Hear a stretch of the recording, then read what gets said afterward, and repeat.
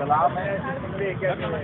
और इस सरकार ने जो सोचा था कि कहीं न कहीं बिना वार्ता के शायद ये घर चले जाएंगे, इसको असंभव को अब जो सरकार सोच रही कि ऐसा हो जाएगा, और उस सरकार को बाध्य किया वार्ता के लिए आपने।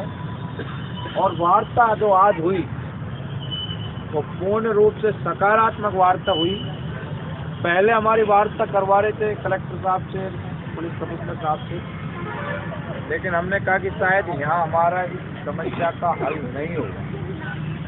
साथियों, उसके बाद में हमारे प्लानिंग डिपार्टमेंट के प्रिंसिपल सेक्रेटरी नवीन जैन और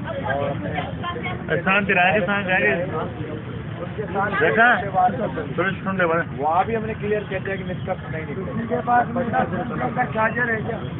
निकले। किस्मत हमारी ये खराब जरूर थी कि हमारा आचार संहिता लग चुकी थी वार्ता के दौरान, वार्ता लंबी चली थी, लेकिन हम चाहते थे कि आचार संहिता के बीच में भी हमारा इस आंदोलन का निष्कर्ष निकले।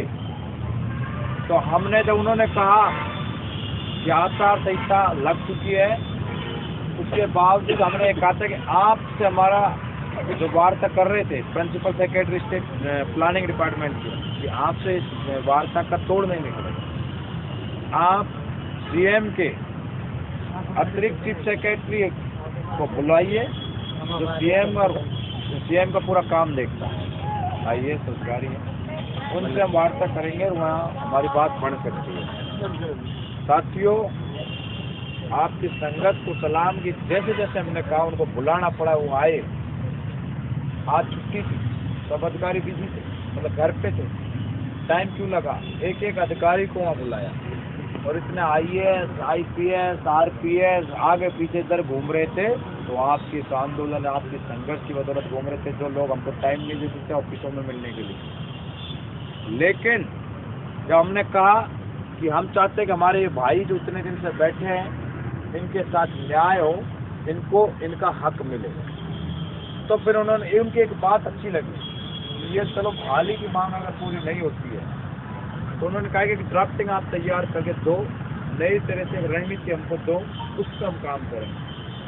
हमने बैठ के हैंड टू हैंड हमारे 7-8 साथियों ने एक नई ड्राफ्टिंग बनाई और नई ड्राफ्टिंग बना के उनको दिया।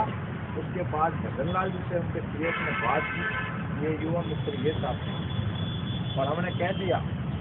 तो उसके बाद तोड़ निकल के आएगा। अभी मोदी जी की गारंटियों को गांव-गांव ले जाने के लिए विकसित भारत संकल्प या मिशन 2047 का एक ऐसा प्रोजेक्ट आ रहा है, जिसमें 8000 लोगों को लेंगे भर्ती। हम चाह रहे थे कि हमारे लोगों को भी इसमें मौका मिले।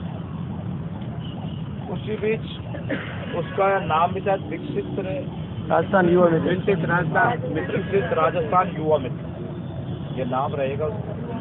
तो हमने बात ये रखी कि हमारे जो 4200 के लगभग हैं टोटल, वो खुद स्टेटिस्टिक्स के अधिकारी बैठे थे, इनको इसमें मर्ज किया जाएगा। अभी तुमको अनुभव प्रमाण पत्र मिलेंगे, अभी तुम्हारे VSO ऑफिस से मिलेंगे, ADDD से मिलेंगे, अभी यहाँ से जारी हो जाएंगे। तो PS सब तुमको प्रत्येक को अनुभव प्रमाण पत्र मिलेंगे। उस अनुभव प्रमाण पत्र के आधार पे हमको जो नए सिरे से जो भर्ती आएगी इलेक्शन के बाद, उसमें हमको मौका देंगे और पूरी प्रक्रिया वही होगी, लेकिन हमको अनुभव प्रमाण पत्र के आधार पर प्राथमिकता में लेंगे और हमको पहले लेंगे, बाकी फिर 8000 की भर्ती में और उनके लोगों को नहीं बचेंगे। तो ये एकदम सकारात्मक वार्ता हुई है इस आंदोलन में। दूसरी बात, किसी भी तरीके का कोई भी केस मुकदमा, इस बात में हमारी बराबर बात हुई है कि 71 दिन के आंदोलन में हमारे साथ जो टंकी पर चढ़े उन पर भी कोई मुकदमा नहीं होगा, ये आंदोलन चलाए उन पर भी कोई मुकदमा नहीं होगा। ये हमारी वार्ता में तय हुआ है, खुद उन्होंने विश्वास दिलाया है। तो मैं कहना चाहता हूँ कि कहीं ना कहीं आचार संहिता आड़े आ गई, वरना इन 2 दिन का हम बहाली लेके जाते। किस्मत हमारी जरूर खराब थी, लेकिन फिर भी 71 दिन के आंदोलन की देन है कि खुद भजनलाल जी भी मजबूर हुए कि हम नए प्रोजेक्ट में तुम लोगों को मौका देंगे। ये हमारे लिए खुशी की बात है। तो आप बिल्कुल निश्चिंत होके जाइए बीच में चुनाव रहेगा, माइंड छोड़ने की कोई जरूरत नहीं है। हमारा ग्रुप बने रहेंगे, हमारी बीसी होती रहेगी, हमारा यह परिवार हमेशा रहेगा। चुनाव प्रक्रिया के दौरान भी हमारी संघर्ष समिति भाजपा के नेताओं से मिलती रहेगी। सम्माननीय गोपाल शर्मा जी भी आप हम जैसे हम वार्ता में थे, गोपाल शर्मा जी आ गए थे और हमको पूर्ण रूप से आश्वस्त करके आज सीएम साहब से हमारे बारे में उनका डिस्कस हुआ है गोपाल जी का। गोपाल जी भी पूर्ण रूप से चाहते हैं कि इन लोगों को मौका मिले। तो मैं कहना चाह रहा हूँ कि अच्छा रिजल्ट निकला है, सरकार भी चाहती है कि इनको मौका मिले।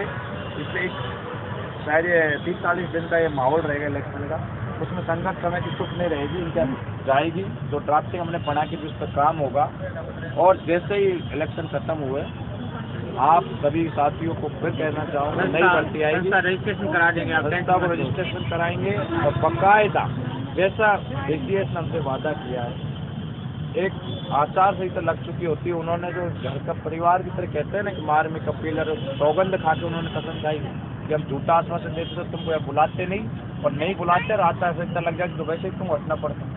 लेकिन खुद अधिकारी चाहते थे कि यार ये जो युवा इतने दिन से परेशान है तो इनका रिजल्ट निकले, इसलिए ये अधिकार हमारे हित में हुआ है और नई भर्ती में हमको मौका मिल रहा है, अनुभव प्रमाण पत्र के आधार पर मिल रहा है।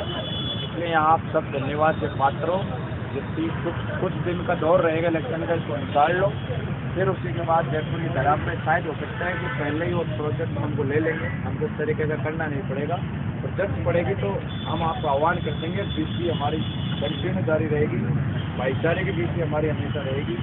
आपने आंदोलन में अपना अहम योगदान दिया, उसके लिए आप धन्यवाद के पात्र हो और विश्वास करके जाओ कि हमारी संघर्ष कमेटी या जयपुर आती रहेगी। इन अधिकारियों को जो ड्राफ्टिंग का हमारे पास इलेक्शन बन गया है उसको याद दिलाएगी। इस ड्राफ्टिंग में जो सुझाव हैं वो नवीन जैन जी के हैं, वो जो IAS अधिकारियों के इसमें सुझाव है जो हमने ड्राफ्टिंग दी है, वो खुद अप्रूव, जैसे ड्राफ्टिंग तैयार की ACS ने अप्रूवल दिया, ACS ने फिर CM को बोला ये इस तरीके का चाहते हैं ये, CM ने कहा कि चलो ठीक है ये बातचीत इनकी मांग है, इस पर हम विचार करेंगे, बिल्कुल इनको नई भर्ती में मौका मिलेगा। तो ये कहीं ना कहीं हमको इस भर्ती का जो इस आंदोलन का रिजल्ट मिला है।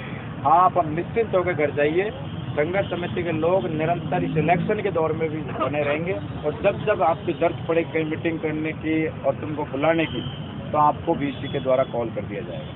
ठीक है।